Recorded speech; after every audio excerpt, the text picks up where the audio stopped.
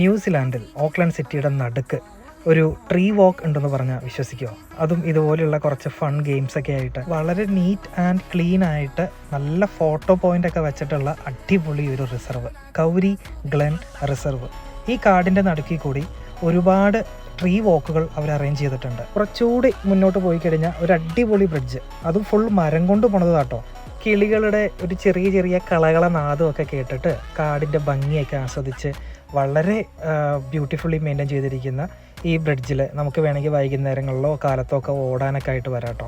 പക്ഷെ കുറച്ചൊക്കെ അകത്തേക്ക് ചെല്ലുമ്പോഴേക്കും കാടിൻ്റെ ആ ഒരു തീവ്രത കുറച്ച് കൂടി വരും. പക്ഷേ ന്യൂസിലാൻഡ് പാമ്പോ അല്ലെങ്കിൽ കടിക്കുന്ന ജീവികളൊന്നും ഇല്ലാത്തൊരു സ്ഥലമായതുകൊണ്ട് നമുക്ക് സേഫായിട്ട് എത്ര ഉള്ളിലേക്ക് വേണമെങ്കിലും നമുക്ക് പോകാം കേട്ടോ.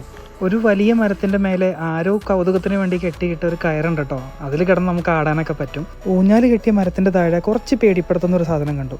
അതെന്താണാവോ? അതെനിക്ക് മനസ്സിലായില്ല.